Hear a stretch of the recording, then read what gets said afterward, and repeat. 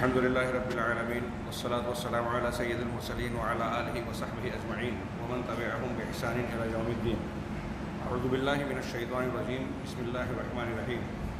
وما خلقت الجن والإنس إلا ليعبدون. وقال تعالى وما أرسلنا من قبلك من رسول إلا نوحي إليه أنه لا إله إلا أنا فاعبدون. محترم حاضرین، شرح ارکان الایمان کے تحت یہ بریق الجمان نامی کتاب کے ضمن میں ہم لوگ ایمان باللہ کی تشریح اور معنی و مفہوم پڑھ رہے ہیں.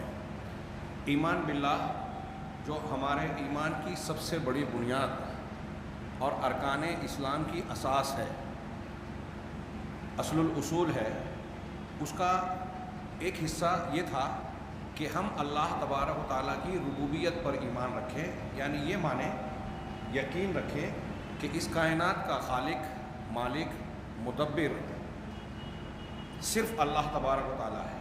کائنات میں جو کچھ بھی معاملات رونما ہو رہے ہیں، وقوع پذیر ہو رہے ہیں، اسے اللہ تعالیٰ کے سوا کوئی انجام نہیں دے رہا ہے، نہ کسی کی اس میں طاقت ہے اور کسی قسم کی کوئی شرکت اور حصہ داری ہے.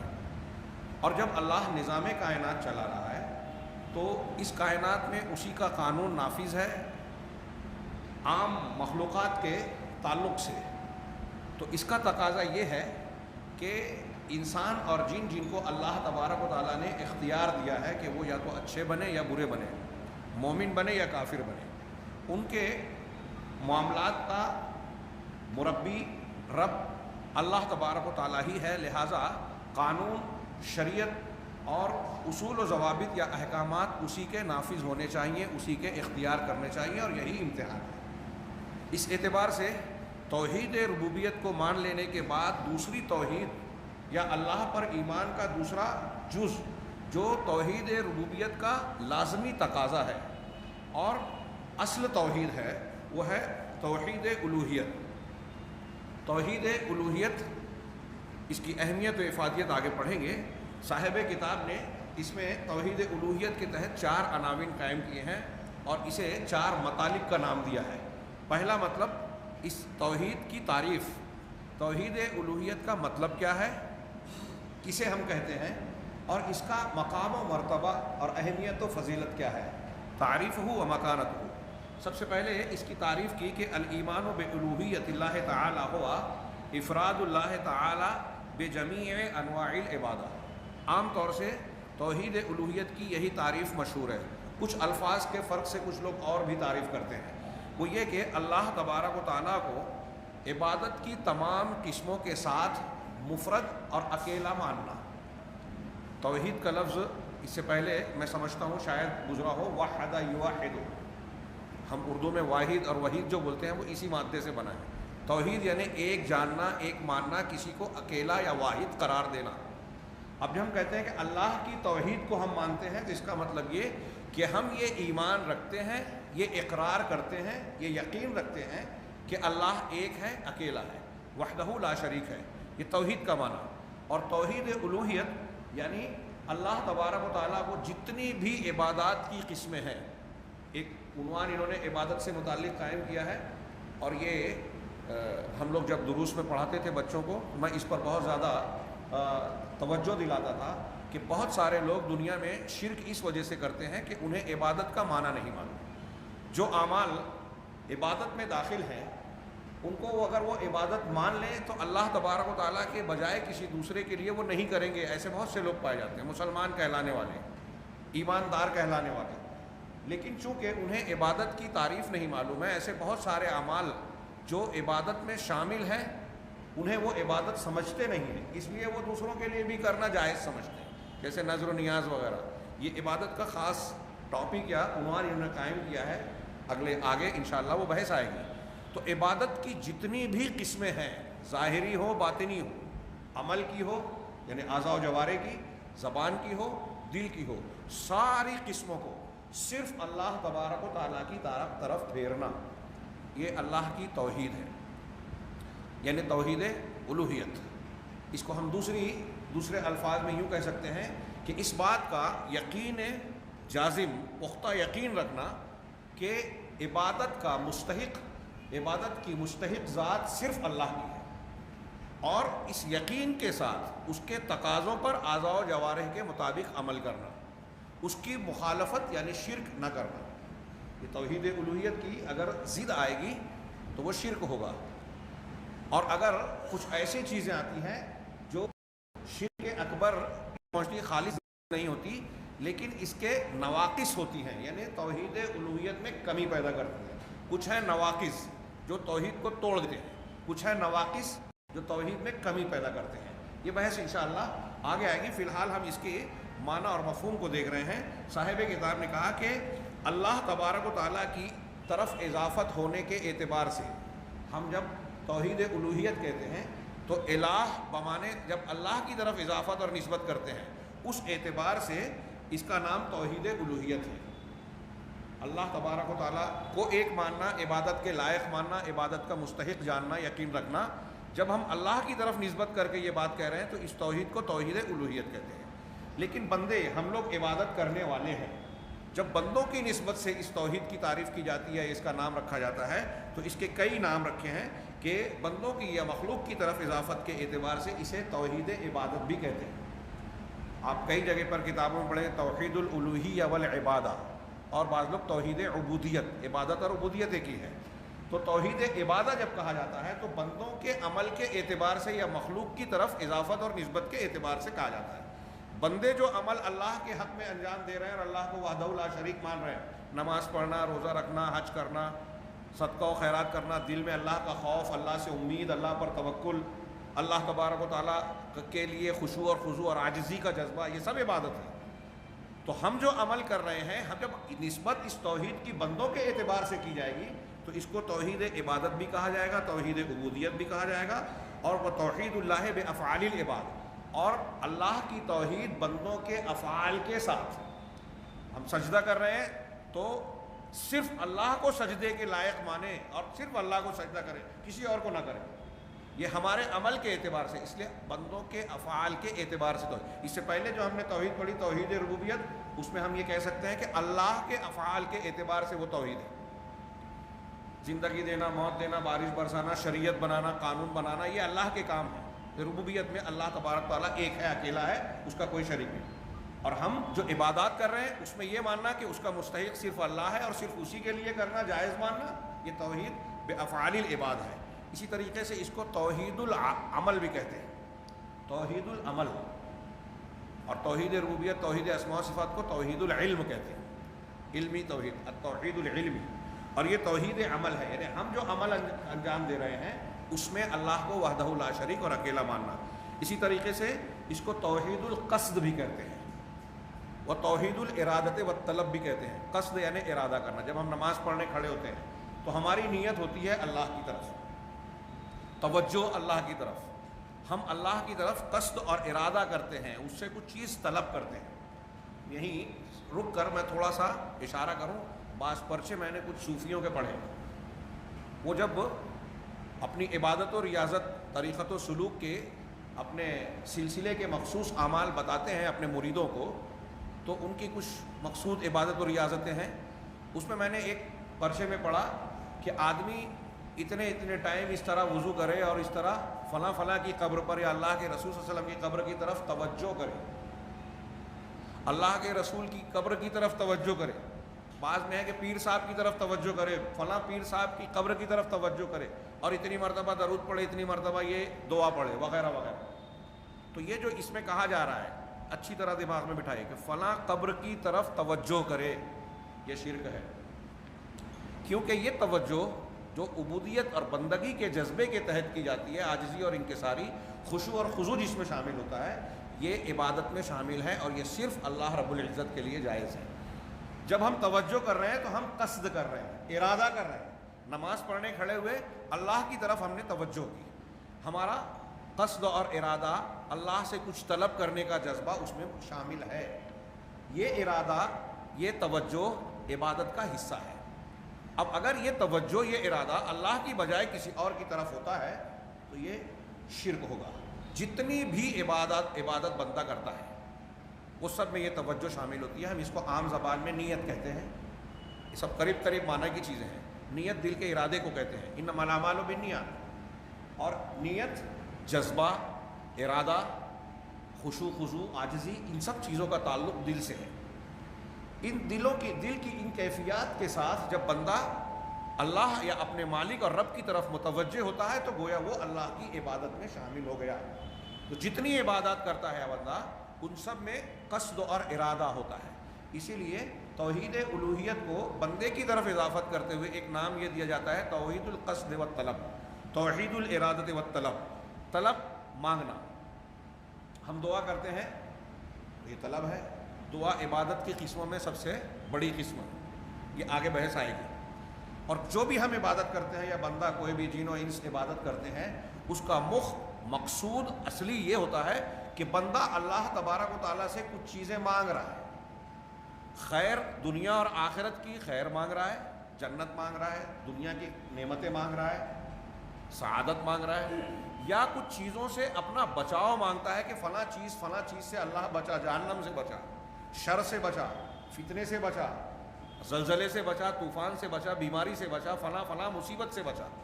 تو کچھ چیزوں سے بچنے کا مطالبہ کرتا ہے اور کچھ چیزوں کو حاصل کرنے اور لینے کا مطالبہ کرتا ہے، یہ طلب ہے۔ تو جتنی بندگی یا عبادت کے کام انسان انجام دیتا ہے ان سب کا مقصود اصلی یہ ہوتا ہے کہ اللہ تبارک و تعالیٰ سے اپنے مالک اور رب سے کچھ چیز طلب کرتا ہے، اسی لیے اس کے توحید الارادۃ والطلب بھی کہتے ہیں۔ اور اس لیے بھی کہ لأنه مبنی علی اخلاص القصد فی جمیع العبادات بارادۃ وجہ اللہ، اس توحید کے یہ نام اس لیے رکھے گئے ہیں توحید الارادۃ والقصد کہ جتنی بھی عبادات ہیں ان تمام میں اللہ تبارک و تعالیٰ کی وجہ، اس کی ذات کے دیدار کے لیے یا اس کی خوشنودی اور رضامندی کے حصول کے لیے بندہ اخلاص نیت اور اخلاص قصد کا مکلف ہے یا اس کو اختیار کرتا ہے، اس کے حکم دیا گیا۔ یعنی ہم جب اللہ تبارک و تعالیٰ کی رضامندی چاہتے ہیں، اس کی خوشنودی کے خواہاں ہیں، تو ہم پر یہ لازم ہے کہ ہم عبادات میں اپنی نیت اور قصد کو خالص کریں، اخلاص نیت اختیار کریں۔ اور توحید کا ایک معنی اخلاص بھی ہے۔ اخلاص یہ ہے کہ بندہ اپنی عبادات کو اور بندگی کے جو بندے اور اللہ کے درمیان تعلق ہے، بندگی کے اس تعلق کو تمام ملاوٹ اور آمیزش سے پاک و صاف رکھے، خالص اور پیور رکھے، اسی کو اخلاص کہتے ہیں۔ اس میں کسی قسم کی آمیزش اگر آ گئی تو اخلاص نہیں رہا۔ اسی لیے ریاکاری اخلاص کی ضد مانی جاتی ہے کہ بندہ جو کام اللہ کے لیے کر رہا ہے اس کے دل میں یہ جذبہ آ گیا کہ فلاں دیکھ رہا ہے، وہ مجھ کو دیکھ کر خوش ہوگا یا میری تعریف کرے گا یا فلاں عمل کے ذریعے سے مجھ کو دنیا کا کوئی فائدہ ملے گا، شہرت ملے گی۔ تو اس طرح کی شہرت طلبی یا ریاکاری اگر آ گئی بندے کے عمل میں، دل کے جذبے میں، تو اخلاص قائم نہیں رہا، وہ عبادت اللہ تعالیٰ کے یہاں مردود ہو جاتی ہے، قابل قبول نہیں ہوتی۔ اب یہ توحید کی مختصر سی توحید الوہیت کی تعریف اور اس کا معنی بتایا گیا، اس کی کیا اہمیت ہے۔ اگرچہ یہ اہمیت اور منزلت کے جو نکات انہوں نے بیان کیے ہیں وہ ہم لوگ سنتے رہتے ہیں، بیان کرتے رہتے ہیں اور آپ حضرات بھی سنتے رہتے ہیں، لیکن اس کے تذکیر اور اس کو دوبارہ تذکرہ بار بار ذکر کرنے میں ہم یہ نہیں کہہ سکتے کہ کوئی فائدہ نہیں ہے، بلکہ اس کا اعادہ ہوتے رہنا چاہیے۔ قرآن مجید میں سب سے زیادہ جس مضمون کو دہرایا گیا ہے وہ یہی توحید ہے۔ انبیاء کرام علیہ الصلوۃ والسلام، جیسا کہ اس کی اہمیت میں ابھی آ رہا ہے کہ اس کی سب سے پہلے سب سے زیادہ بار دعوت دیتے تھے۔ انبیاء کی دعوت کی شروعات بھی توحید سے ہوتی تھی اور اختتام بھی توحید سے ہوتا تھا۔ انسان زندگی میں سب سے پہلا جس چیز کا مکلف ہے اللہ کی طرف سے کہ بندے کو سب سے پہلی چیز جو اقرار کرنی ہے، ماننی ہے، جس کے ذریعے سے وہ اسلام میں داخل ہوگا، وہ ہے لا الہ الا اللہ محمد رسول اللہ کی گواہی، یعنی توحید الوہیت کی گواہی۔ اور دنیا سے جانے کے لیے بھی حکم دیا گیا ہے کہ لا الہ الا اللہ جو شخص بول کے مرے گا وہ جنت میں جائے گا۔ اسی کا حکم دیا گیا ہے کہ اپنے مردوں کو، مرنے والوں کو لا الہ الا اللہ کی تلقین کرو۔ لہٰذا یہ سب سے اہم چیز ہے اور پورے دین کو لا الہ الا اللہ محمد رسول اللہ جو اس توحید کا خلاصہ ہے اور اس کی غمازی کرنے والا کلمہ ہے جس کے ذریعے سے بندہ اسلام میں اور ایمان میں داخل ہوتا ہے، یہ پورے دین کا نچوڑ ہے، بنیاد ہے، اصل الاصول ہے۔ لہذا انہوں نے بیان کیا کہ وَهَذَا الَّذِي مِنْ أَجْلِهِ خَلَقَ اللَّهُ الْجِنَّ وَالْإِنسَ، یہی وہ توحید ہے، توحید الوہیت یا توحید عبودیت۔ یہی وہ توحید ہے جس کے لیے، جس کی وجہ سے، مقصد سے اللہ تبارک و تعالیٰ نے جنوں کو اور انسانوں کو پیدا کیا۔ سارے جن اور انسان، ان کی تخلیق کا بنیادی مقصد یہی ہے کہ روز ہم پڑھتے ہیں سنتے ہیں، اس کی اہمیت نہیں جانتے۔ آپ بہت سارے غیر مسلم جو پڑھے لکھے ہیں، کوئی انجینئر مل جائے، ڈاکٹر مل جائے، بڑی بڑی ڈگری والے، کوئی بہت بڑے مقام و منصب پر فائز انسان مل جائے، آپ ان سے یہ سوال کیجئے کہ اس دنیا میں آپ جس مذہب کو مانتے ہیں اس کی روشنی میں یا اپنی معلومات اور ڈگری کی روشنی میں یہ بتائیے کہ اس دنیا میں ہم پیدا کیوں کیے گئے۔ اکثر لوگ آپ کو بغلے جھانکتے نظر آئیں گے۔ میرے خود کئی غیر مسلموں سے، ہندوؤں سے بات ہوئی۔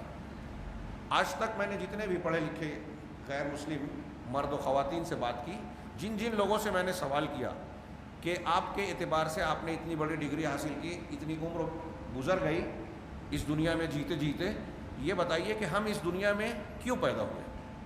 اب تک کسی نے مجھے اس کا جواب نہیں دیا۔ بعض نے پلٹ کے مجھ سے ہی پوچھا کہ میں آپ سے پوچھتا ہوں، آپ بتائیے۔ تو ایک مسلمان بچہ بھی انشاءاللہ، چونکہ اپنے علماء سے ہم یہ بات سنتے رہتے ہیں اور یہ ہمارا پہلا سبق ہے کہ اللہ تعالیٰ نے جنوں اور انسانوں کو اس لیے پیدا کیا لیعبدون، کہ وہ میری عبادت کریں۔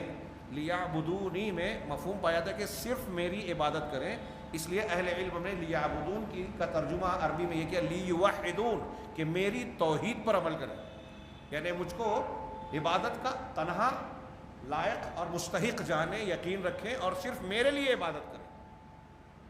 لیعبدون کا یہ معنی ہے، اور اللہ تبارک و تعالیٰ نے اسی کے تحت، اسی کے لیے ہم کو پیدا کیا۔ یہ آیت اس آیت سے ٹکراتی نہیں ہے جو آپ سنتے ہیں سورہ ملک کی کہ الذی خلق الموت والحیات لیبلوکم ایکم احسن عملا، کہ اللہ ہی وہ ذات ہے جس نے زندگی اور موت کو پیدا کیا۔ کیوں پیدا کیا؟ لیبلوکم، تاکہ تم کو آزمائے، تمہارا امتحان لے۔ ایکم احسن عملا، کہ تم میں عمل کے اعتبار سے کون زیادہ بہتر ہے۔ تو عمل کے اعتبار سے کون بہتر ہے، میں دو باتیں آتی ہیں۔ ایک یہ کہ کون اللہ تبارک و تعالیٰ کے لیے اخلاص اور توحید اختیار کرتا ہے، اور کون اللہ تبارک و تعالیٰ کے لیے اس عمل میں رسول کی مطابقت کرتا ہے۔ یہ دو چیزیں احسن عمل میں داخل ہیں۔ جو شخص اللہ کے لیے صرف عبادت کرے گا اور رسول کے طریقے پہ کرے گا، وہی احسن عمل کے مطابق ہوگا، یعنی توحید کو اختیار کرنے پر وہ احسن عمل میں، یعنی بہترین عمل والا کہلائے گا۔ دونوں میں ٹکراؤ نہیں ہے، بلکہ دونوں ایک دوسرے کی تشریح کر رہے ہیں۔ تو اللہ تعالیٰ نے اسی کے تحت ہم کو اور آپ کو پیدا کیا۔ اب یہ سوچئے، صرف یہ ایک اہمیت کی چیز اگر ہم کو معلوم ہو جائے اور ہم اس پر غور کر لیں کہ توحید الوہیت کی بنیاد، اہمیت یہ ہے، مقام و مرتبہ یہ ہے کہ اسی کے لیے سارے انسانوں اور جینوں کو پیدا کیا ہے، اسی مقصد کے۔ پوری کائنات کا اصل خلاصہ یہی ہے۔ آسمان، زمین، پیڑ پودے، دریا، پہاڑ، یہ اناج، یہ جانور، حیوانات، کیڑے مکوڑے جتنے بھی ہیں، سب اپنے ڈھرے پر جی کے گزر جا رہے ہیں، کسی کا حساب و کتاب نہیں۔ اس کائنات کا اصل مقصود دولہا انسان ہے، انسان اور جن۔ یہ ساری چیزیں انسان کی خدمت کر رہی ہیں، اللہ نے ان کو خدمت کا خادم بنایا، انسان کو مخدوم بنایا۔ وَسَخَّرَ لَكُم مَّا فِي السَّمَاوَاتِ، آسمان اور زمین کی تمام چیزوں کو تمہارے لیے مسخر کیا۔ اور خود انسان کو کس لیے بنایا، یہ سب کچھ مسخر کیوں کیا؟ اس کا امتحان لینے کے لیے۔ امتحان کس بات کا؟ کہ اللہ تعالیٰ کہہ رہا ہے کہ دوسروں کی عبادت کرتا ہے یا میری عبادت کرتا ہے۔ اس کا مطلب یہ کہ اس دنیا میں دوسروں کی عبادت بھی ہے، رہے گی، اور یہ امتحان ہے تو ضروری ہے کہ دونوں چیزیں رہیں، صحیح بھی رہے، غلط رہے، اور بندہ صحیح راستے کو اختیار کرے، اور اللہ کی عبادت بھی ہے۔ اور اللہ تبارک و تعالیٰ کی عبادت یہ مقصود یا مطلوب ہے انسان سے۔ اور ظاہر سی بات ہے کہ جب یہ مقصود اور مطلوب ہے تو ٹکراؤ آئے گا، پریشانیاں آئے گی، اسے اختیار کرنے میں رکاوٹیں آئے گی، امتحان ہوگا۔ عام طور سے توحید کو اختیار کرنے والے کمزور نظر آئیں گے، پریشان حال نظر آئیں گے، ان کے دشمن اور مخالفین نظر آئیں گے۔ اور ہم دیکھتے ہیں کہ بہت سارے لوگ چھوٹی چھوٹی تکلیفوں کو دیکھ کر جو ہے دنیا داروں کے خوف کے اور دہشت میں مبتلا ہو کے پارٹی بدل لیتے ہیں۔ ابھی الیکشن کا پیریڈ دیکھیے، کچھ مسلمان بھی اس طرح کی تصویریں چھاپ رہے ہیں اور مظاہرہ کرتے ہیں کہ سجادہ نشین صاحب جو ہے مندر میں جا کے آرتی اتار رہے ہیں۔ کس بنیاد پہ جا رہے ہیں صاحب؟ آپ پہلے ہی سے تو مشرک ہیں ہی ہیں، چلیے ٹھیک ہے۔ ہاں، میں وہی سوچتا ہوں، اگر کوئی توحید والا کسی ایسے مقام پر نظر آ جائے جہاں جوا شراب ہوتی ہے تو وہ لوگ شور مچا دیتے ہیں، سعودی عرب میں ایسا اور فلاں لوگ ویسے۔ لیکن ہمارے یہاں قبروں کے پجاری اور دوسرے بہت سارے اس قسم کے لوگ مندروں میں جا رہے ہیں، آرتیاں اتار رہے ہیں، اور نہ جانے کیا کیا کر رہے ہیں۔ آج تو واٹس ایپ پہ اور ان سب چیزوں پہ ایسی کتنی تصویریں اور کلپس آ رہی ہیں۔ یہاں لوگ سناٹا اور خاموشی اختیار کرتے ہیں، حیرت ہوتی ہے۔ تو وہ جو لوگ اس طرح کی حرکتیں کر رہے ہیں، کیوں کر رہے ہیں؟ کیا وہ اس بت کی پوجا کرنے کو جائز مانتے ہیں؟ اسے اللہ یا الہ تصور کرتے ہیں؟ اگر ان کے عقیدے میں وحدت الوجود ہے تو ایسا ہو سکتا ہے، لیکن مندر میں جانے کی کیا ضرورت؟ اب اپنے گھر میں بھی بت رکھ لیں نا، گھروں میں بھی پھر رکھ لیں اور کہیں کہ ہاں یہ برحق ہے. خیر بات تھوڑی پھیل جائے گی. میں عرض یہ کرنا چاہتا ہوں کہ یہ خوف اور دہشت یا دوسروں کو خوش کرنے کے لیے اللہ کو ناراض کر دینا کہ میں ان کے پاس جا کے ان کی عبادت کروں گا، ان کے دھرم اور مذہب کے طریقے پہ عمل کروں گا تو وہ مجھ سے خوش ہو جائیں گے اور میں ان کے شر اور فتنے سے بچ جاؤں گا، یہ اسے چالاکی سمجھتے ہیں. یہ دنیا کی سب سے بڑی حماقت ہے، اس سے بڑی بے وقوفی کوئی ہو ہی نہیں سکتی. سب سے ذہین انسان وہ ہے جو سب سے زیادہ حق پرست ہے، سب سے زیادہ بہادر وہ شخص ہے جو حق آ جانے کے بعد کسی کے خوف اور دہشت سے متاثر ہو کر حق کا دامن نہیں چھوڑتا. اور ایسی خوبی صرف توحید والے میں آتی ہے. اللہ تبارک و تعالیٰ نے اسی کے لیے پیدا کیا ہے، اور یہی خوبی جس کے اندر ہو وہ کامیاب ہوگا. وما خلقت اللہ تعالیٰ نے فرمایا وما خلقت الجن والانس الا لیعبدون. اسی کی وجہ سے اسی کے ساتھ جوڑ کر دوسری ایک اہمیت اور حکمت کی بات بتائی، اہمیت اور فضیلت کی بات توحید الوہیت کی، کہ اسی کے ومن اجلہ ارسل اللہ الرسل وانزل الکتب، کہ اسی کی وجہ سے اللہ تبارک و تعالیٰ نے رسولوں کو بھیجا اور کتابوں کو اتارا. سارے رسول حضرت آدم علیہ السلام سے لے کر جناب محمد رسول اللہ صلی اللہ علیہ وسلم جتنے پیغمبر آئے، سب کی آمد کا بنیادی مقصد یہ ہے کہ وہ صرف اللہ وحدہ لا شریک کی خالص اور تنہا عبادت کا حکم دیں، اس کی دعوت دیں لوگوں کو، اور اس کی ضد یعنی شرک سے لوگوں کو روکیں. قرآن مجید میں اللہ تعالیٰ نے خود ارشاد فرمایا وما ارسلنا من قبلک من رسول، ہم نے آپ سے پہلے کوئی بھی رسول نہیں بھیجا الا مگر، کوئی بھی نہیں بھیجا مگر نوحی الیہ، اس کی طرف ہم نے یہ وحی کی. جتنے بھی رسول آئے سب کو وحی کی، سب کو یہ حکم دیا وحی کے ذریعے انہ لا الہ الا انا فاعبدون، کہ معبود برحق کوئی نہیں ہے سوائے میرے. ابھی لا الہ الا اللہ کا جو معنی آئے گا کہ اس کے دو رکن ہیں، ایک نفی اور ایک اثبات. یہ نہیں کہا صرف کہ اللہ ایک ہے. ہم جب کلمہ پڑھے تو یہ نہیں کہ ان اللہ واحد ان الالہ واحد، اس طرح کا جملہ نہیں کہا کہ اللہ ایک ہے یا اللہ کو ہم مانتے ہیں، بلکہ یہ کہا کہ کوئی معبود نہیں، پہلے نفی کی پھر اس بات کیا سوائے اللہ کی. اس میں حصر کا معنی آیا. یہ دو رکن بہت اہمیت کے حامل ہیں، اس سے کئی معنی پیدا ہوتے ہیں، وہ آگے بات آئے گی. لا الہ الا اللہ کی بخصوصی انہوں نے عنوان قائم کیا ہے. تو کہا ہم نے ہر ایک کو کی طرف یہ وحی کی کہ اللہ کے سوا کوئی معبود نہیں ہے، میرے علاوہ کوئی معبود نہیں ہے، فاعبدونی، لہٰذا تم لوگ میری ہی عبادت کرو، صرف میری عبادت. اس کا مطلب دوسروں کی عبادت ہوگی، ان سے بچنا ہے، ان سے اپنے آپ کو بچانا ہے، کٹنا ہے. لوگ دباؤ ڈالیں گے، حالات اس بات پر کی طرف بلائیں گے کہ آپ ان کی بھی عبادت کریں، اللہ کی عبادت کے ساتھ ان کو بھی شریک کر لیں. لیکن امتحان یہ ہے، حکم یہ ہے، اللہ کو مطلوب یہ ہے کہ چاہے جیسے حالات آ جائیں ان عبادتوں سے بچ کر صرف اللہ واحد کی عبادت کرنی. یہ وحی تمام رسولوں کی طرف اللہ کا فرما رہا ہے. اسی طریقے سے قرآن کی اور بھی آپ انبیاء کی دعوت اٹھا کے دیکھیے. مختلف انبیاء کا نام لے کر اللہ نے کہا کہ ہم نے نوح علیہ السلام کو ان کی قوم کی طرف بھیجا. انہوں نے اپنی قوم کو پکار کر کہ اے میری قوم کے لوگوں اعبدوا اللہ، ہاں اللہ تبارک و تعالیٰ کی عبادت کرو. ما لکم من الہ غیرہ، تمہارے لیے اس کے علاوہ اس کے سوا کوئی معبود نہیں ہے. یہی بات حضرت لوط علیہ السلام نے اپنی قوم سے کہی، حضرت ہود علیہ السلام نے کہی، حضرت شعیب علیہ السلام نے. قرآن نے اس کا جا بجا ذکر کیا ہے، اور ایسی اور بھی بہت سی مثالیں ہیں. آگے انہوں نے دوسرا پہلو پیش کیا کہ وہ ہوا اول دعوت الرسول و آخرہ، جو میں نے ابھی کہی تھی تھوڑی دیر پہلے، کہ یہی لا الہ الا اللہ یا توحید کی دعوت، توحید الوہیت کی دعوت، یہ رسولوں کی دعوت کا آغاز بھی ہے، انجام بھی ہے، اول بھی ہے، آخر بھی ہے. دعوت کی شروعات بھی رسول تمام پیغمبر اسی سے کرتے تھے، اور اختتام بھی. ابھی ہم اس کا معنی و مفہوم پڑھ رہے ہیں، لیکن تھوڑی دیر کے لیے یہ بھی جائزہ لیجئے کہ تمام رسولوں کی دعوت کا طریقہ، بنیاد، ابتدا توحید ہوتی تھی، توحید الوہیت. اور آج ہمارے یہاں مسلمانوں میں کتنی دعوتیں پائی جاتی ہیں. لوگ اس بات پر فخر کا، دکھاوے کا مظاہرہ کرتے ہیں کہ فلاں ہمارا اتنا بڑا پروگرام، اتنی بڑی کانفرنس، عالمی سطح کا یہ پروگرام، ملکی سطح کا وہ پروگرام، اور دھوم مچتی ہے. کچھ لوگ اس پر فخر کرتے ہیں کہ ہمارا گروہ یا ہمارا فلاں جو ہے دعوت و تبلیغ کا اتنا کام کر رہا ہے، لیکن اگر ان دعوتوں کا جو آج جاری ہے جائزہ لیا جائے، سوائے اہل الحدیث کے، سلفی دعوت کو چھوڑ کر اس روئے زمین پر آج جتنی دعوتیں پائی جاتی ہیں، جتنی بھی، وہ اخوانیت کے نام سے ہو، تحریکیت ہو، جماعت اسلامی ہو، تبلیغی جماعت ہو، شیعت اور ان گمراہ فرقوں کی تو بات ہی چھوڑیے، ایسے جو عقیدے کے بدعتی ہیں، علامہ ابن حزم رحمہ اللہ کے بقول ان لوگوں نے کبھی اسلام کی دعوت اور مسلمانوں اور اسلام کے فائدے کا کام نہیں کیا تاریخ میں، جو عقیدے کے بدعتی، انہوں نے مسلمان اور اسلام کو نقصان پہنچانے کا ہی کام کیا۔ جو لوگ اہل سنت والجماعت کہلانے کا، یا بہت سارے لوگ اپنی دعوت کو سلفی دعوت یا رسول کی دعوت کے مطابق بیان کرتے ہیں، میں ان دعوتوں کے بارے میں کہہ رہا ہوں کہ اس ایک پیمانے پر آپ تول لیجئے، اور دنیا میں جو لوگ صحیح غلط کو ڈھونڈتے ہیں، ہمارے نوجوان، کہ صحیح دعوت کون سی ہے، اور وہ آج نیٹ کے زمانے میں کچھ کلپس وغیرہ دیکھ کر فلاں اور فلاں سے متاثر ہو جاتے ہیں، کسی نے بھی کوئی نعرہ لگایا، کوئی پھکڑ بازی اور دعوے پیش کیے، اس سے لوگ متاثر ہو کے اس کے پیچھے چلے جاتے ہیں، یہاں تک ہوتا ہے کہ کسی نے الٹے سیدھے آدمی نے آپ نبوت کا دعویٰ کیا، کچھ لوگ اس کو بھی ماننے والے پیدا ہو جاتے ہیں۔ کہ اتنی جہالت ہے، اور یہ ہمارے جو پڑھ رہے ہیں ہم عقیدے اور اس کی تربیت نہ ہونے کا نتیجہ ہے۔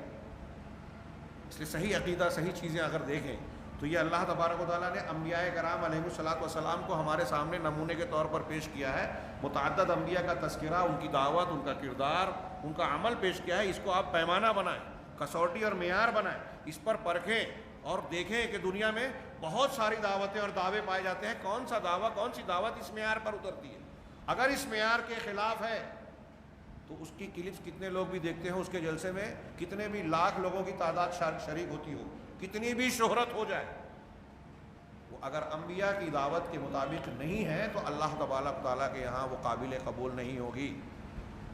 آج میں یہ عرض کر رہا تھا، مجھے ایک جملے میں یہ بات عرض کرنی تھی کہ یہ جو دعوتیں پائی جاتی ہیں، دعوت و تبلیغ کے نام پہ بہت ساری جماعتیں کام کر رہی ہیں، اس میں آپ سلفی دعوت کے علاوہ کسی کو نہیں پائیں گے جو توحید کو اس طریقے سے اپنی دعوت کی بنیاد، مرکزی نقطہ بناتی ہے جس طرح انبیاء کرام کا معاملہ تھا۔ یہ توحید عبودیت، بلکہ ہمارے یہاں تو کچھ لوگ توحید پہ، کچھ لوگ اس پہ ناراضگی کا کیا توحید لگائے رکھے۔ ہمارے درمیان میں بھی میں نے بعض اہل حدیث حضرات سے بھی سنا، ان کو علم حاصل کرنے کی ضرورت ہے کہ معاملات پہ ہمارے یہاں علماء کم بولتے ہیں، والدین کے حقوق، فلاں کے حقوق، ڈھما کے حقوق، سماجی تعلقات اور فلاں چیزیں، ٹھیک ہے، ہم اس کی اہمیت کا انکار نہیں کرتے، ہر چیز کی ضرورت ہے، ہر چیز پہ بولنا ہے اور شریعت کی رہنمائی ہے، لیکن میرا یہ دعویٰ ہے، اور میرا دعویٰ کیا ہے، انبیاء کرام علیہ الصلاۃ والسلام کی تعلیم اور عقلی فطری طور پر غور کریں گے تو آپ اسی نتیجے پر پہنچیں گے کہ ایک آدمی کو آپ 50 تقریر سنا دیں والدین کے حقوق کی، لیکن اگر اس کی توحید صحیح نہیں ہے تو وہ والدین کا حق ادا ہی نہیں کرے گا۔ ایک آدمی کو جھوٹ بولنے کی کتنی بھی مذمت بیان کر دے، لیکن اس کے دل و دماغ میں توحید اگر نہیں اتری ہے، دیکھ لیجئے ہمارے ارد گرد میں جو لوگ توحید کو اہمیت نہیں دیتے کتنا جھوٹ بولتے ہیں۔ اگر توحید مضبوط ہوگی، اللہ تبارک و تعالیٰ پر یقین ہوگا تو اللہ کا خوف ہوگا، اللہ سے امید ہوگی، اللہ سے اجر و ثواب کی طلب ہوگی، ظاہر کے ساتھ ساتھ باطن بھی مومن ہوگا، اور جب اندر سے آدمی مسلمان ہوگا تو باہر کے کسی پولیس کی فوج کی ضرورت نہیں ہوگی، وہ ایماندار ہوگا، وہ کسی کو دھوکہ نہیں دے گا، جھوٹ نہیں بولے گا۔ تو انسان کی تعمیر بھی دراصل یہی توحید کرتی ہے کہ جتنی مضبوط توحید ہوگی، اس کی جڑ جتنی مضبوط ہوگی، وہ ضرب اللہ مثلا کلمۃ طیبۃ کشجرۃ طیبہ، سورہ ابراہیم میں اللہ نے فرمایا یہ شجرہ طیبہ لا الہ الا اللہ کو کہا گیا ہے کہ اللہ تبارک و تعالیٰ نے کلمہ طیبہ کی مثال شجرہ طیبہ، پاکیزہ درخت سے دی ہے، ہاں جس کی اصل یعنی جڑ زمین میں پیوست ہے، گہری، وفرعھا فی السماء، اصلھا فی الارض وفرعھا فی السماء تؤتی اکلھا کل حین باذن ربھا، جو اپنے پھل کو ہر موقع پر اپنے رب کے حکم سے دیتی رہتی ہے، یعنی سال بھر اس کا، اگر ایک آدمی کے اندر دل میں توحید کی جڑیں مضبوط ہے تو اس کی شاخیں آسمان پر ہوگی اور اس کا پھل اس کو مسلسل ملتا رہے گا۔ وہ پھل کیا ہے؟ اچھا اخلاق، اچھائیاں، نیکیاں، برائیوں سے بچنا۔ ہر وقت اگر توحید دل میں مضبوط ہے تو ہر وقت اچھے اخلاق اور اچھائیوں کا اظہار ہوتا رہے گا، یہی اس کا پھل ہے، شجرہ طیبہ یہی ہے۔ اس لیے ہماری دعوت، اور اگر بچے کی تربیت کرنی ہے، ہماری دینی مائیں بہنیں بھی سن رہی ہیں، ان کے لیے خاص طور سے ذہن و دماغ میں بسائیں۔ ہمارے سلف کا یہ طریقہ تھا، نبیوں کا طریقہ تھا کہ اپنے بچوں کو سب سے زیادہ جس چیز کی تعلیم دیتے تھے وہ توحید کی۔ آپ نے پڑھا نا کہ حضرت لقمان علیہ السلام نے اپنے بیٹے کو نصیحت کی، اللہ نے نقل کیا، نبی نہیں تھے، نیک صالح آدمی تھے، یا بنی لا تشرک باللہ ان الشرک لظلم عظیم، کہ بیٹے اللہ کے ساتھ شرک نہیں کرنا، شرک سب سے بڑا گناہ ہے، عظیم گناہ ہے، ظلم ہے، عظیم ظلم ہے۔ یہ سبق دیا حضرت ابراہیم اور یعقوب علیہ السلام نے اپنے بیٹوں کو دیا، اور دوسری بہت ساری تعلیمات ہیں۔ تو اگر آپ اپنے بچے کی بہترین تربیت کرنی چاہتے ہیں، یہ باپ کی حیثیت سے، بھائی کی حیثیت سے، بچوں کی حیثیت سے، یا ٹیچر جو بیٹھے ہوں، تو انہیں سب سے زیادہ ان بچوں کو اللہ تبارک و تعالیٰ کا خوف، اللہ سے امید دلائیے، اللہ کی معرفت دلائیے۔ آپ خود معرفت الہی، یہ ایمان باللہ جو ہم پڑھ رہے ہیں، اس کو خوب پڑھیے، ایک کتاب نہیں دسیوں کتابیں پڑھ جائیے اس کی، اور سب سے بڑھ کر قرآن پڑھیے۔ قرآن میں اللہ تبارک و تعالیٰ کی معرفت کے جو باتیں ہیں وہ کہیں نہیں ہیں، اور کہیں اور ملے گی بھی نہیں، اس سے سچی ملے گی نہیں۔ تو اللہ تبارک و تعالیٰ کو پہچان کر اللہ کی عظمت و کبریائی اور پہچان دل و دماغ میں بسائیے بچے کے۔ ڈرانا ہے تو کسی پولیس سے، بھوت پریت سے، یا فلاں اور فلاں سے نہیں کہ فلاں آئے گا اور پکڑ لے گا، مار دے گا، جن شیطان بھوت۔ خبردار، اپنے بچوں کو جن شیطان سے اور فلاں چیز سے ہرگز مت ڈرائیے۔ ڈرانا ہے تو صرف اللہ سے ڈرائیے۔ اللہ گناہ دے گا، اللہ عذاب دے گا۔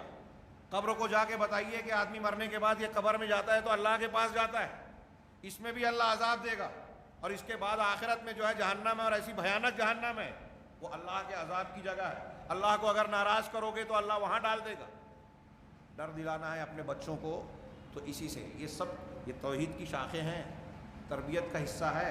انبیاء کرام جو توحید کی دعوت دیتے تھے، اس دعوت میں یہ سب چیزیں شامل ہیں کہ اس کی اجزاء ہیں یہ۔ اللہ سے ڈرانا، اللہ سے امید دلانا، بشیر و نذیر جو ہے کہ جو بشارت دینے والا، خوشخبری دینے والا، ڈرانے والا، تو کس چیز کی بشارت؟ اللہ کے اجر و ثواب کی۔ کس چیز سے ڈرانا؟ اللہ کے عذاب و عقاب کی، اس سے خوف دلانا۔ تو کہا ہم نے وَلَقَدْ بَعَثْنَا فِي كُلِّ أُمَّةٍ رَسُولًا أَنِ اعْبُدُوا اللَّهَ وَاجْتَنِبُوا الطَّاغُوتَ۔ ہاں یقیناً ہم نے ہر امت میں، ہر قوم میں ایک رسول بھیجا۔ اس آیت کے ٹکڑے سے پتہ چلا دنیا میں جتنی بھی قومیں آئیں، ہر قوم میں اللہ تبارک و تعالیٰ نے کوئی نہ کوئی رسول اور پیغمبر بھیجا۔ ہندوستان میں قدیم آبادی ہے، تو اس آیت کے عموم کے تحت ہم یہ مانتے ہیں، یقین رکھتے ہیں کہ ہندوستان میں بھی اللہ تعالیٰ نے انبیاء اور پیغمبر کو بھیجا۔ ایک روایت جس کو شیخ الالبانی نے تو ضعیف کہا ہے، لیکن علامہ رئیس احمد ندوی رحمہ اللہ جامعہ سلفیہ کے جو ہمارے استاذ تھے اور ایک محدث کے درجے کے تھے، ان کا کہنا تھا کہ میرے نزدیک یہ حدیث حسن درجے کو پہنچتی ہے۔ اس میں اس بات کا مختلف طرق اور الفاظ کے فرق سے یہ روایت ہے کہ حضرت آدم علیہ السلام کو جو اللہ نے اتارا تھا جنت سے نکالنے کے بعد دنیا میں، تو ہندوستان میں اتارا تھا۔ لما نزل اللہ کیا ہے، نزل آدم بالہند کے الفاظ ہیں، جب آدم ہندوستان میں اترے۔ تو بہرحال میں نے عرض کیا کہ اس کو کچھ لوگ ضعیف بھی کہتے ہیں، کچھ لوگ مقبول بھی کہتے ہیں، لیکن اگر یہ صحیح نہ بھی ہو تو یہ تو طے ہے، قرآن کی آیات اور بھی ہیں، یہ جو آیت میں نے پڑھی اس کے معنی میں بھی اور دوسری آیتوں کے تحت بھی یہ کہہ سکتے ہیں کہ ہندوستان میں بھی پیغمبر آئے۔ لیکن اب ہمارے یہاں کچھ لوگ ہندوؤں کو خوش کرنے کے لیے یا کسی اور مقصد کے تحت کھینچتان کے ہندو دھرم کے ہندو مذہب کے لوگوں کے یہاں کچھ لوگ جو بڑی شخصیات مانی جاتی ہیں، جن کو وہ مذہبی پیشوا مانتے ہیں یا دیوی دیوتا مانتے ہیں، ان کو کھینچتان کے ہم یہ ثابت کرنے کی کوشش کریں کہ یہ پیغمبر رہے ہوں گے یا ہم بھی مانتے ہیں اس لیے احترام کرتے ہیں، یہ رویہ مسلمانوں کا یا ہمارے کچھ جدید ماحول کے پروردہ لوگوں کا جو اختیار کر رکھا ہے درست نہیں ہے۔ ابھی کچھ دن پہلے سلمان حسنی صاحب نے یہ بیان دیا کہ بھئی رام پیغمبر تھے، ہمارے بھی بڑے ہیں۔ میں نے اس سے پہلے کے درس میں اس کا تذکرہ کیا کہ ہمارے ایمان کی چیزیں ہیں، ایمان بالرسول، وہاں تھوڑی سی بحث آئے گی۔ ہم وہی چیز مانیں گے جو قرآن و حدیث میں آئی ہے ان کے بولنے سے۔ اور حیرت کی بات تو یہ کہ خود ہندو محققین یہ کہتے ہیں کہ رام پیدا ہی نہیں ہوا، یہ ایک تصوراتی چیز ہے، کہانی تھی رام اور راون کی۔ والمیکی نے جو کہانی لکھی، پہلے ڈاکو تھا، پھر توبہ کیا، سدھرا، اور اس نے کتاب لکھی، تو اس نے ایک اچھائی اور برائی کی جنگ کی کہانی لکھی جس میں اچھائی کی جیت ہوتی ہے۔ اس اعتبار سے اس نے ایک کردار تصوراتی طور سے بنایا، اور کالی داس نے اس کو مزید مبالغے کے اس کے درجے سے ایک انسان سے بڑھا کر دیوتا کے شکل میں پیش کیا جب اس نے سنسکرت سے ہندی میں اس کا ترجمہ کیا۔ لیکن یہ بات طے ہے کہ محققین ہندو بھی کہتے ہیں کہ رام کی شخصیت حقیقت میں پیدا ہوئی ہی نہیں۔ ابھی ایک ایسی شخصیت جس کے وجود کا ہی اختلاف ہے کہ وہ تھا کہ نہیں تھا، ہمارے علماء کرام یہ بولنے لگے کہ وہ پیغمبر تھا، کتنی بے وقوفی کی بات ہے۔ کچھ حضرات نے کہا کہ وہ ذوالکفل کا جو تذکرہ قرآن مجید میں ہے نا، اس سے مراد گوتم بدھ ہے، اور اس کو کھینچ تان کے بتانے کی کوشش کرنے لگے۔ گوتم بدھ کی تاریخ پڑھیے یا اس کے بارے میں پڑھیے تو وہاں یہ شدید اختلاف ہے کہ گوتم بدھ الہ کو مانتے تھے یا نہیں مانتے تھے۔ ان کی بعض عبارتیں ایسی ملتی ہے کہ وہ اللہ کو ماننے والوں کا مذاق اڑاتے تھے، اور ان سے اس طرح کے جملے منقول ہیں، الادیان والفرق والے نے نقل کیا کہ وہ کہتے ہیں کہ جو لوگ اندیکھے اللہ کو یا الہ کو مانتے ہیں، ان کی مثال ایسی ہے کہ وہ ایسے معشوق اور محبوب کے عشق میں محبت میں گھلے جاتے ہیں جن کو انہوں نے کبھی دیکھا ہی نہیں، مذاق اڑایا۔ ان کے یہاں دو فرقے ہیں بدھسٹ میں آج بھی، جو بنیادی طور سے دو فرقے ہیں، ہنایان اور منایان کیا نام ہے۔ ان میں سے ایک فرقہ یہ مانتا ہے کہ گوتم بدھ اللہ کو مانتے تھے، الہ کو مانتے تھے، ایک مانتا ہے کہ نہیں مانتے تھے۔ مولانا ابوالکلام آزاد اپنی تحقیق میں یہ کہتے ہیں کہ وہاں دراصل الہ کو ماننے نہ ماننے کا مسئلہ نہیں تھا، الہ کی صفات کا مسئلہ تھا۔ تو بدھسٹوں کے یہاں اللہ کو ماننا تھا، مولانا ابوالکلام آزاد کہتے ہیں، اللہ کی صفات کو ماننے کے سلسلے میں اختلاف تھا یا نہیں مانتے تھے، ایسی بات ہے۔ بہرحال حقیقت جو بھی ہو، یہ بات تو طے ہے کہ ان کے یہاں الہ کا واضح تصور موجود ہی نہیں ہے۔ اب ان کو کھینچ تان کے آپ پیغمبر ثابت کرنے کی کوشش کریں صرف اس لیے کہ دلت حضرات یا وہ لوگ جو بدھ مذہب کو قبول کر رہے ہیں وہ آپ سے خوش ہو جائیں، یہ کوئی دین کی دعوت کا طریقہ نہیں ہے، انبیاء کا منہج اور طریقہ نہیں ہے۔ ہمارے دعوت کے امور یا بنیادیں قرآن، حدیث، عقل و فطرت کی مضبوط دلیلوں پر کھڑی ہیں۔ ہم کو اگر دعوت دینی ہے تو ان مضبوط دلیلوں کی بنیاد پہ ہم کو دعوت دینی چاہیے، جیسا کہ انبیاء کرام علیہ الصلوۃ والسلام کا طریقہ تھا۔ تو یہ بتایا کہ ہر امت میں رسول ہے، ہمیں نام معلوم ہو یا نہ معلوم ہو، ہم یہ کہتے ہیں کہ دنیا کے ہر خطے اور علاقے میں جہاں بھی انسانی آبادی اللہ نے پیدا فرمائی وہاں رسولوں کو بھیجا۔ یہ رسول کے ذریعے سے حجت بھی پوری ہوتی ہے، وہ ایمان بالرسول کے تحت بحث آئے گی۔ اور رسول بھیجا، رسول کا مطلب کیا ہوتا ہے؟ پیغمبر، پیغمبر یعنی پیغام پہنچانے والا۔ تو اب جو پیغمبر ہے وہ پیغام لا رہا ہے، پیغام مطلب لانے والے کا خود کا پیغام نہیں ہوتا، جس نے بھیجا ہے اس کا ہوتا ہے۔ تو ان کا پیغام کیا ہوتا ہے؟ ان اعبدوا اللہ واجتنبوا الطاغوت۔ اس آیت میں اللہ نے فرمایا کہ ہر پیغمبر کو ہم نے بھیجا تو اس کا حکم یا اس کی دعوت کیا تھی؟ ان اعبدوا اللہ، کہ اللہ کی عبادت کرو۔ اب صرف اللہ کی عبادت کرو اتنی بات کافی نہیں ہے، آگے اگلا جملہ یہ ہے واجتنبوا الطاغوت، اور طاغوت سے بچو۔ اس سے یہ بھی معلوم ہوا کہ اگر آپ اور ہم یہ کہتے ہیں کہ ہم اللہ کی عبادت کرتے ہیں، یہ کافی نہیں ہے توحید کے لیے۔ اللہ کو ماننے کے ساتھ ساتھ یہ بھی ضروری ہے کہ اللہ کے علاوہ جن کی عبادت کی جاتی ہے ان کا ہم انکار کریں، ان سے بچیں۔ آگے یہ بات آئے گی، سیدنا ابراہیم علیہ السلام نے کہا اپنی قوم کو خطاب کر کے اننی براء مما تشرکون، تم جن کو شریک ٹھہراتے ہو اللہ کے، میں اس سے بری ہوں۔ لقد کان لکم اسوۃ حسنۃ فی ابراہیم والذین معہ، تمہارے لیے ابراہیم اور ابراہیم کے ساتھی پیغمبروں میں عبرت ہے۔ اسوۃ حسنہ کیا ہے؟ اسوۃ حسنہ بہترین نمونہ ہے۔ جب انہوں نے یہ کہا اننی براء مما تعبدون، کیا ہے کہ میں بری ہوں ان سے جن کو تم اللہ کے سوا پکارتے ہو۔ تمام انبیاء کا یہ تھا کہ بری، اور اسی لیے کلمے میں کہا اللہ کو ماننے کے ساتھ ساتھ پہلے کہا لا الہ، کوئی معبود نہیں ہے۔ دوسروں کا انکار کرنا بھی ضروری ہے، صرف اللہ کو ماننا کافی نہیں ہے۔ اللہ کو الہ ماننے کے ساتھ ساتھ جتنے آلہہ یا الہ دوسرے ہیں جن کو دنیا میں پوجا جاتا ہے، ان کے تعلق سے ہمارا صاف واضح اعلان ضروری ہے کہ ہم ان کو عبادت کے لائق نہیں مانتے۔ اللہ الہ الا اللہ یہی ہے۔ تو اللہ نے کہا ہر رسول کی یہ دعوت رہی۔ اس سے پتہ چلا ہر رسول کے، ہر امت میں رسول بھیجا گیا، ہر رسول کی بنیادی دعوت اللہ کی عبادت اور طاغوت کا مطلب ہوتا ہے حد سے بڑھا دینا۔ تو جن لوگوں کو اللہ بندوں کے مخلوق کے درجے سے نکال کر اللہ کے درجے میں کر دیا گیا ہے، یہ طاغوت کے معنی میں شامل ہے۔ طاغوت کے معنی میں یہ بھی شامل ہے کہ آپ کسی شخصیت کو، عام شخصیت کو اس کے درجے سے بڑھا کر نبی کا درجہ دے دیں، مطبوع مطاع یا معبود کی حیثیت سے درجہ بڑھا کر کسی کو وہ درجہ دے دیں جس کا وہ مستحق نہیں ہے، یہ طاغوت ہے۔ تو اللہ تعالیٰ نے فرمایا کہ اللہ کی عبادت کرو اور طاغوت سے بچو، یہ ہر نبی کی دعوت تھی، اور یہ دین کی ابتدا بھی ہے اور آخر بھی ہے۔ تو سب سے پہلی چیز جس کی طرف رسولوں نے دعوت دی وہ لا الہ الا اللہ ہے۔ اللہ کے نبی صلی اللہ علیہ وسلم کا ارشاد ہے، بخاری مسلم کی مشہور حدیث کا ٹکڑا ہے، امرت ان اقاتل الناس حتی یشہدوا ان لا الہ الا اللہ، مجھے حکم دیا گیا ہے کہ میں لوگوں سے قتال کروں، لڑائی کروں، جہاد اور مقاتلہ کروں، یہاں تک کہ وہ لا الہ الا اللہ کی گواہی دے دیں۔ اس حدیث کا معنی آپ غور کرتے جائیے، اس سے ظاہر ہے کہ دنیا میں جتنے بھی لوگ ہیں وہ ہمارے لیے ایک حیثیت سے اس فرمان کی بنیاد پر حالت جنگ میں ہیں جب تک لا الہ الا اللہ نہ کہیں۔ ان کا ہمارا یہ بنیادی اختلاف، ہمارے درمیان اور ان کے درمیان یہ خلیج ہے۔ لا الہ الا اللہ جب کہہ لیا تو ہمارے بھائی ہو گئے، ان کا ہم پر ہمارا ان پر یکساں حق ہو گیا۔ یہ ولا اور برا کی بنیاد ہوئی، یعنی دوستی کرنے، تعلق بنانے، رشتہ بنانے کی اور رشتہ کاٹنے کی۔ اگر افریقہ کے ایک دیہات میں جنگل میں رہنے والا کوئی لا الہ الا اللہ کا بولنے والا بندہ ہے تو وہ ہمارا بھائی ہے، اور ہمارے گھر کے اندر ہماری چھت کے نیچے اگر کوئی بندہ ہے جو چاہے منہ سے لا الہ الا اللہ کہہ رہا ہے لیکن وہ قبر پہ جا کے عبادت کر رہا ہے، مندر میں جا کے آرتی اتار رہا ہے، کسی کو اللہ تعالیٰ کا واضح حق دے رہا ہے، شرک اکبر کر رہا ہے، تو وہ ہمارا بھائی نہیں ہے۔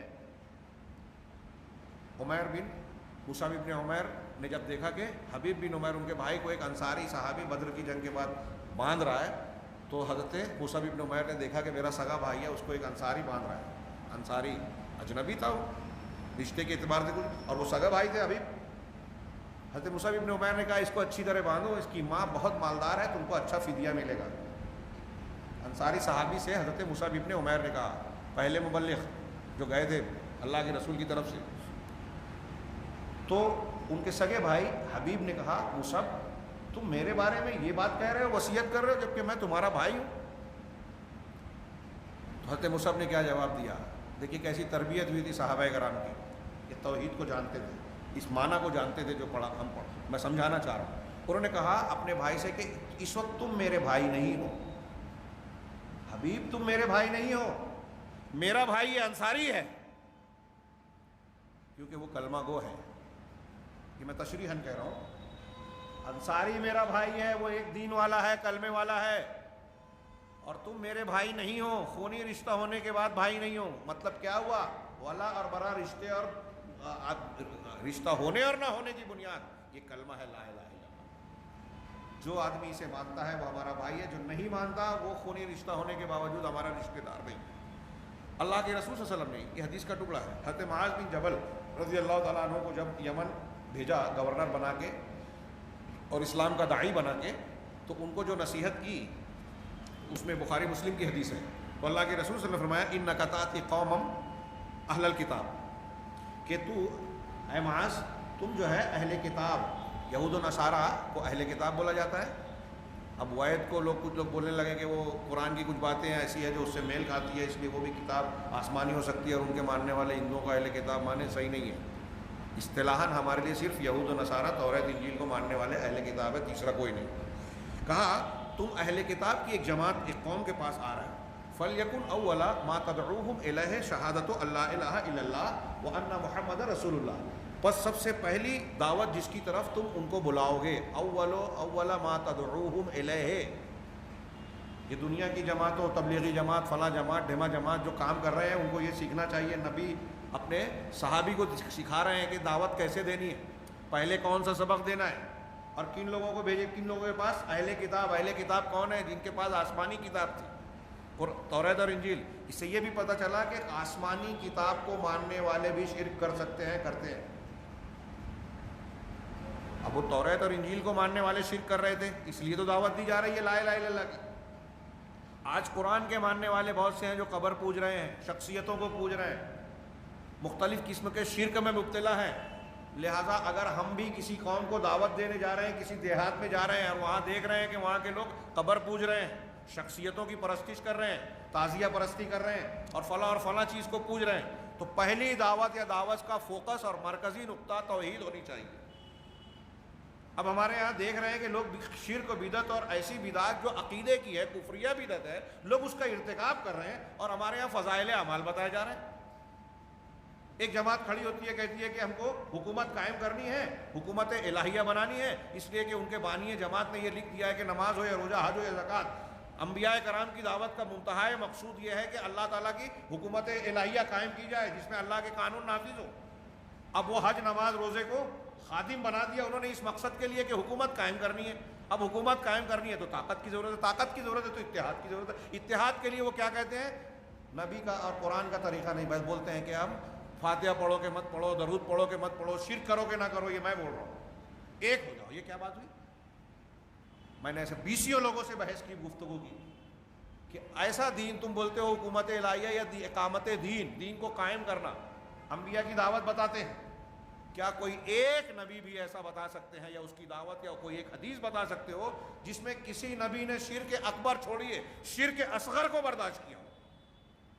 شرک اکبر تو بڑی بات ہے، شرک اصغر کو کسی نبی نے برداشت کیا ہے کیا؟ یہ بتائیے، مصلحتاً، دعوت کی مصلحت کے تحت کسی نے برداشت نہیں کیا۔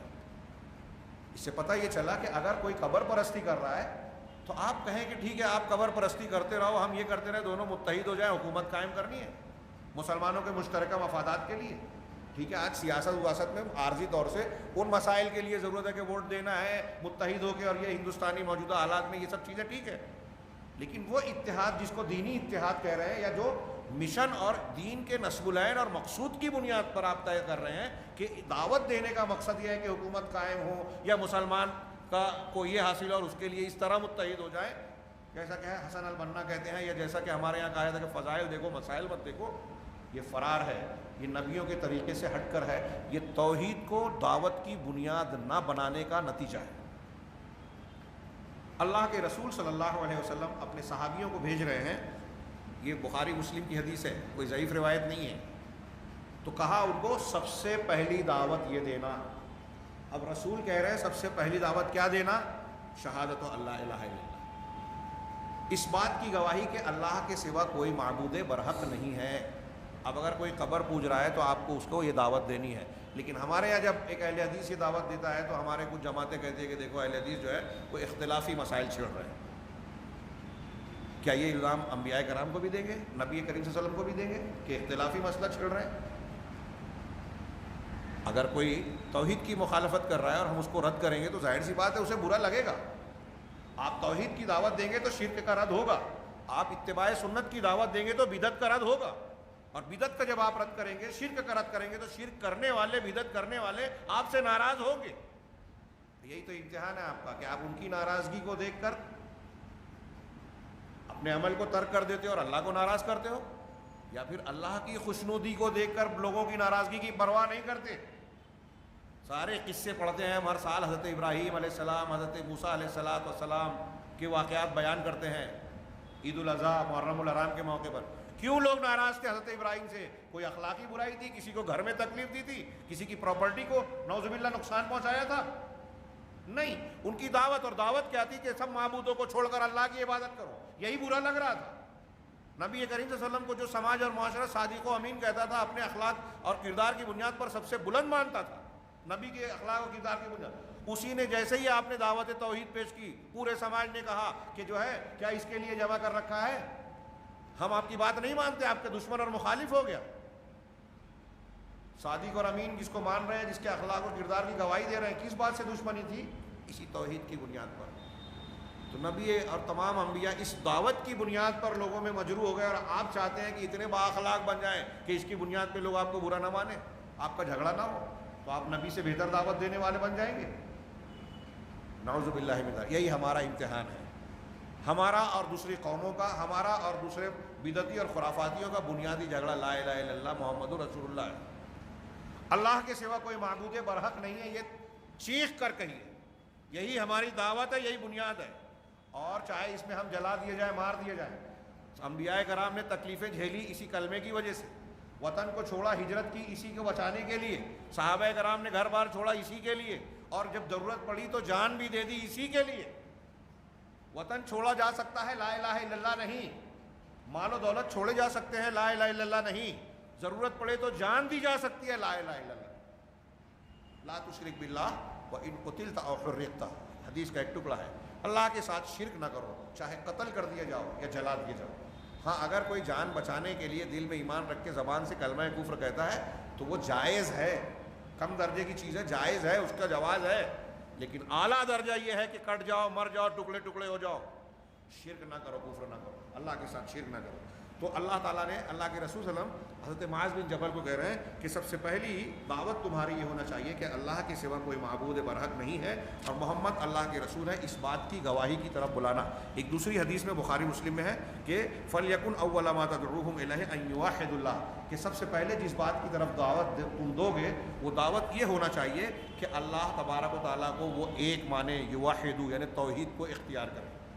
جب یہ مان لیں گے پھر بتانا کہ اللہ تعالیٰ نے آگے حدیث کتنے ٹکڑا نقل کیا ہے، لیکن پوری حدیث میں یہی ہے کہ جب یہ مان لیں گے تو پھر بتانا کہ اللہ نے 5 وقت کی نماز فرض کی ہے۔ آج ہمارے یہاں لوگ دعوت دے رہے ہیں، 20 سال لگا رہے ہیں اور نماز کی فضیلت بتا رہے ہیں، بے نمازیوں کو نماز بنانے کی بات کر رہے ہیں، بس مشرک کو توحید سکھانے کی بات ہی نہیں کر رہے ہیں۔ اور رسول بتا رہے ہیں کہ جب توحید مان لیں، رسول کا مقام اور رسالت کو تسلیم کر لیں، وہ ماننے کے بعد نماز کا نمبر آتا ہے۔ اس سے یہ بھی پتہ چلا کہ دعوت تدریجاً ہوتی ہے، پہلے ایک سبق دیا جائے پھر دوسرا سبق، سب ایک ہی دن میں نہیں دیا جائے گا۔ اس سے یہ بھی پتہ چلا کہ دعوت دینے میں سب سے پہلے وہ سبق دیا جائے گا جو سب سے اہم ہے، اور سب سے اہم سبق علی الاطلاق پوری شریعت میں سب سے بنیادی سبق ہے توحید، لا الہ الا اللہ محمد رسول اللہ کی گواہی۔ سب سے پہلا سبق یہ دینا ضروری ہے، اس سبق کے ماننے کے بعد اگلا سبق آئے گا۔ نبی کریم صلی اللہ علیہ وسلم قوم مکہ والوں کو 13 سال تک لا الہ الا اللہ محمد رسول اللہ کی تعلیم دیتے رہے، نہیں مانا، اگلا سبق نہیں آیا۔ احکام و مسائل مدینہ میں آیا تھا۔ نوح علیہ السلام 950 سال تک یہی سبق پڑھاتے رہے۔ اگر 9 خطبہ میں دے دوں، 9 مرتبہ یہ تقریر کرو لا الہ الا اللہ والی، تو ہمارے یہاں لوگ بولیں گے ارے مولانا تو وہی بات بولتے ہیں، وہی سبق روز وہی بولتے ہیں۔ 950 سال ایک پیغمبر اپنی قوم کو لا الہ الا اللہ کی تعلیم دے رہا ہے، قوم نے مانا نہیں، اگلا سبق نہیں آیا۔ چھوٹی سی جماعت مسلمان بھی، واقعہ آپ جانتے ہیں۔ اس سے پتہ چلا کہ یہ بنیاد اگر نہیں ہوگی تو شریعت کی دوسرے احکامات کی ضرورت ہی پیش نہیں آئے گی، اس کو دینے کی ضرورت ہی نہیں۔ ایک آدمی اگر لا الہ الا اللہ نہیں مانتا تو کتنی بھی نمازیں پڑھے، کبھی وضو نہ ٹوٹے زندگی بھر، اس کی نمازیں، اس کے روزے، اس کی عبادات کوئی معنی نہیں رکھتا۔ اس سے اس کی اہمیت پتہ چلتی ہے کلمہ توحید کی، یا لا الہ الا اللہ کی، یا توحید الوہیت کی۔ لئن اشرکت لیحبطن عملک، اگر آپ بھی شرک کریں گے اے رسول تو آپ کے بھی عمل سارے کے سارے برباد ہو جائیں گے۔ تو یہ آغاز دعوت کا ذکر کیا پہلی چیز کا۔ وکما انہ اول ما دعا الیہ النبی صلی اللہ علیہ وسلم، صاحب کتاب جو ہم کتاب پڑھ رہے ہیں اس میں یہ بیان کر رہے ہیں کہ جس طرح اللہ کے نبی صلی اللہ علیہ وسلم نے اس کی طرف سب سے پہلے دعوت دی، فقط ذکر فضل ختم العمل بہ، تو اللہ کے نبی صلی اللہ علیہ وسلم نے اسی پر عمل کے خاتمے کی فضیلت بھی بیان کی کہ اگر ایک بندہ زندگی گزارتا ہے کسی بھی حالت میں، فضیلت کی، نجات کی بنیاد یہ ہے کہ وہ جب دنیا سے رخصت ہو تو اس کے عمل کا اور زندگی کا خاتمہ لا الہ الا اللہ یعنی توحید الوہیت پر ہو۔ تو کہا جیسا کہ امام مسلم نے حضرت عثمان غنی رضی اللہ تعالیٰ عنہ سے روایت کیا ہے، وہ کہتے ہیں کہ جناب محمد رسول اللہ صلی اللہ علیہ وسلم نے فرمایا من مات وهو يعلم ان لا الہ الا اللہ دخل الجنہ، جس کی موت ہو، موت کی حالت کی بات ہو رہی ہے، جو اس حال میں مرے کہ وہ علم رکھتا ہو۔ دیکھیے یہاں علم کا لفظ ہے اس حدیث میں، علم کا تعلق دل سے اور علم کا تعلق یقین سے، اگر شک ہوگا تو علم نہیں ہے، تو وہ یہ جانتا ہو، علم و رکھتا ہو کہ اللہ کے سوا کوئی معبود برحق نہیں ہے، یعنی لا الہ الا اللہ کا یقین ہو، دخل الجنہ، تو وہ جنت میں داخل ہو گیا۔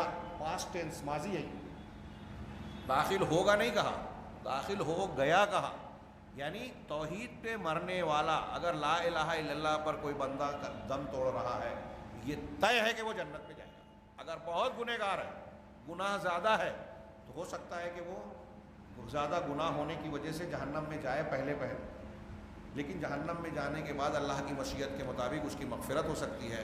اللہ تعالیٰ اپنے نبیوں صالح بندوں کو اجازت دے کر اس کی سفارش کروا کے اس کو جہنم سے نکال سکتا ہے، جس طرح سے بھی نکالے۔ اگر وہ توحید پر ایمان پہ مرا ہے تو وہ جنت میں جائے گا، یہ طے ہے، پکی بات، چاہے جہنم میں سے نکال کر ڈالا جائے۔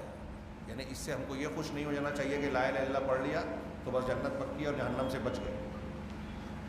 اس سے بھی بے خوف نہیں ہونا چاہیے کہ کبھی کبھی ایسا بھی ہوتا ہے کہ لا الہ الا اللہ تو ہم کہہ رہے ہیں لیکن ہمارے عمل میں، عقیدے میں، قول میں، باتوں میں کچھ ایسی چیزیں آ جاتی ہیں جو لا الہ الا اللہ کو بیکار کر دیتی ہیں.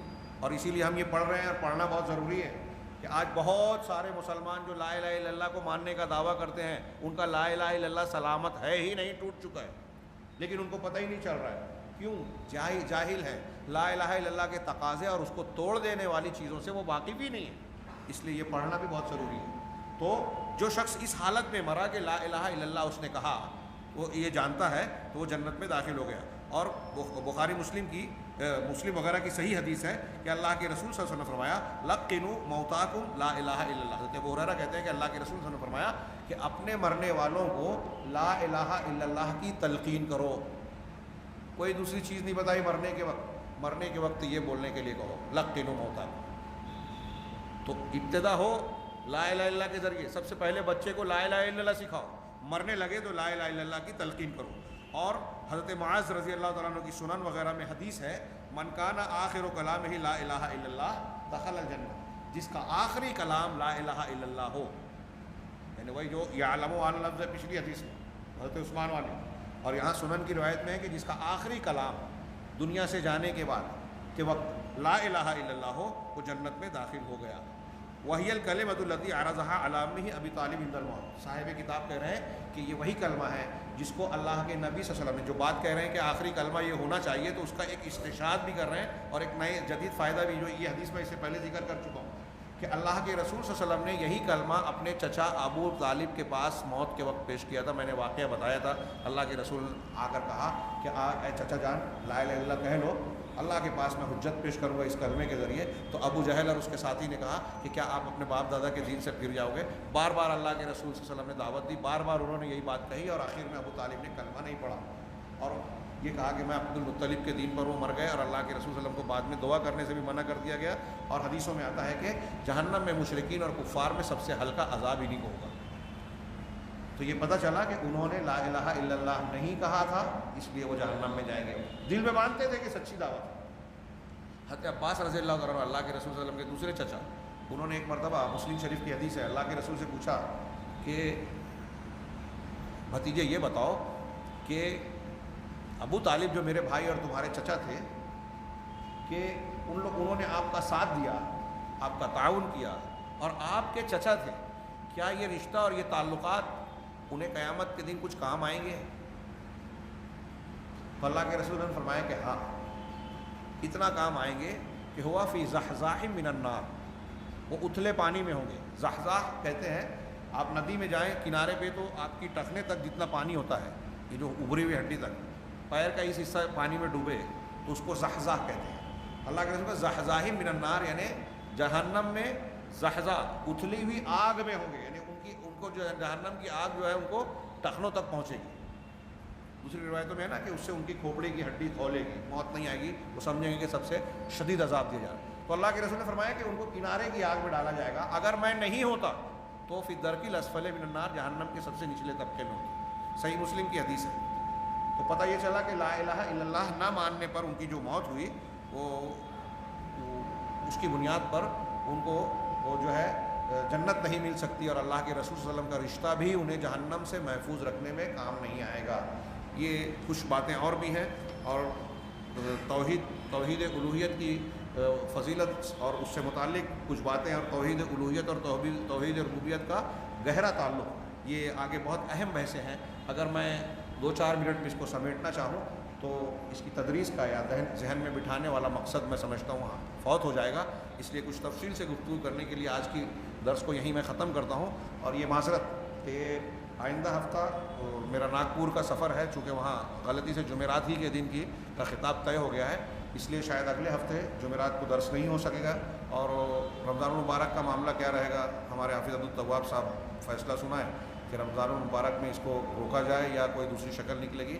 اگر کوئی شکل نکلتی ہے تو میں اس کے لیے تیار ہوں. اگر آپ حضرات کو ذوق ہو، شوق ہو تو اس سلسلے کو جاری رکھا جائے. اور میں ایک چیز یہ بھی جاننا چاہوں گا حاضرین سے کہ یہ جو درس میں دے رہا ہوں اب تک حالانکہ گزشتہ دروس میں نے بعض مرتبہ کہا کہ آپ حضرات کے کوئی سوال ہوں تو پوچھے جا سکتے ہیں۔ عموماً کلاسوں میں جو درس دیا جاتا ہے اور مدارس میں جو درس دیا جاتا ہے اس میں کچھ فرق ہوتا ہے۔ کلاس میں درس کے دوران بھی استاد جو ہے بچوں سے سوال جواب کرتا ہے، بچے سوالات کرتے ہیں۔ یہاں درس خطاب کی طرح یا عام دروس کی طرح جاری ہے۔ میں اس کو بہتر سمجھتا ہوں کہ اس میں آپ حضرات بھی شریک ہوں۔ اگر میں کوئی بات بیان کر رہا ہوں، اس میں کوئی سوال یا اشکال پیدا ہو رہا ہے کہ یہ بات سمجھ میں نہیں آئی یا اس بات میں یہ سوال اٹھ رہا ہے اور میں نے اس کی طرف رہنمائی نہیں یا وضاحت نہیں کی، تو اگر وہ سوال ہوتا ہے تو اس سے کئی فائدہ ہوگا۔ ایک تو یہ کہ آپ کی توجہ بھی قائم ہوگی اور مجھے یہ محسوس ہوگا کہ آپ کے سمجھنے کا کہاں تک معاملہ چل رہا ہے، کتنا آپ کو سمجھ میں آ رہی ہے بات، آپ کا معیار اور مقام کیا ہے، پھر سوال کے ذریعے سے آپ کی ضرورت کیا ہے۔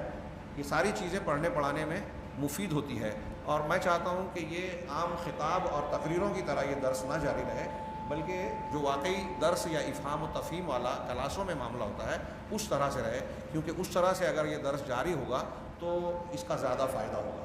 میں جو خواتین نیچے حاضر ہیں ان سے بھی عرض کروں گا کہ اگر آپ حضرات کے پاس بھی کوئی سوال یا کوئی اس طرح کی بات ہو تو آپ تحریری شکل میں اوپر بھجوا سکتے ہیں۔ اللہ تبارک و تعالیٰ سے دعا ہے کہ وہ ہمیں توحید کو اچھی طرح سمجھنے کی توفیق عطا فرمائے، ایمان کی اس بنیاد کو اور اس کی تابع بنیادوں کو بھی سمجھنے کی توفیق عطا فرمائے، اور اس کی برکت سے دنیا اور آخرت میں ہمیں نجات اور سعادت بخشے۔ وآخر دعوانا الحمدللہ۔